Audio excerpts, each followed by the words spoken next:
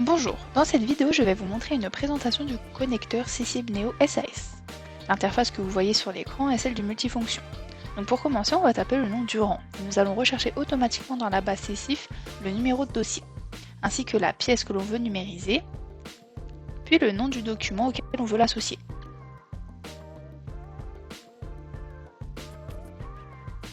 Après ça, il suffit de sélectionner Scan pour que le document soit numérisé.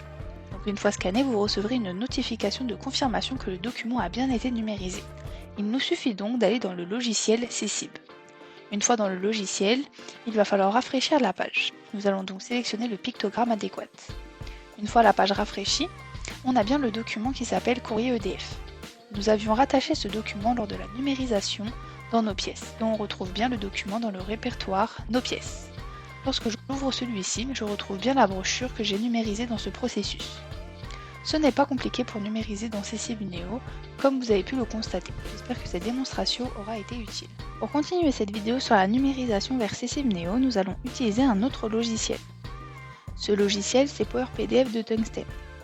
Nous allons ouvrir le document, puis rajouter une page et la sauvegarder tout en restant dans PowerPDF. Alors c'est assez simple.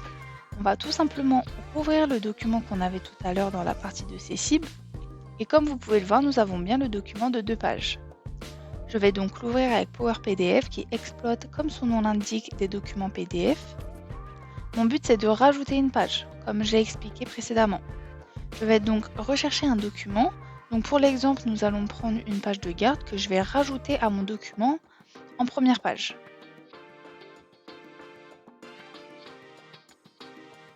Vous pouvez donc voir que la première page n'est plus la page de ma brochure, c'est bien la page de garde que je viens d'ajouter. Par la suite, je sélectionne Enregistrer vers Cecib, donc mon connecteur. Comme dans le début de cette vidéo, je vais prendre le nom du rang.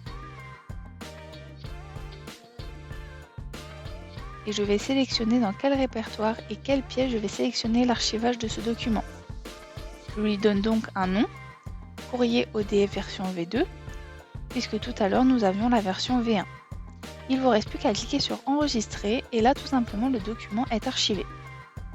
Alors là il me demande une confirmation sur les modifications du document. J'approuve et automatiquement mon document est archivé dans le répertoire Nos pièces de Cecib. C'est pour ça que je rafraîchis la page pour qu'on voit bien l'évolution de l'archivage. J'ai bien la version V2.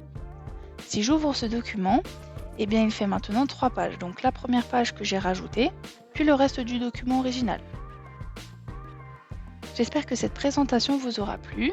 N'hésitez pas à nous contacter à info@newsoftit.com pour plus d'informations.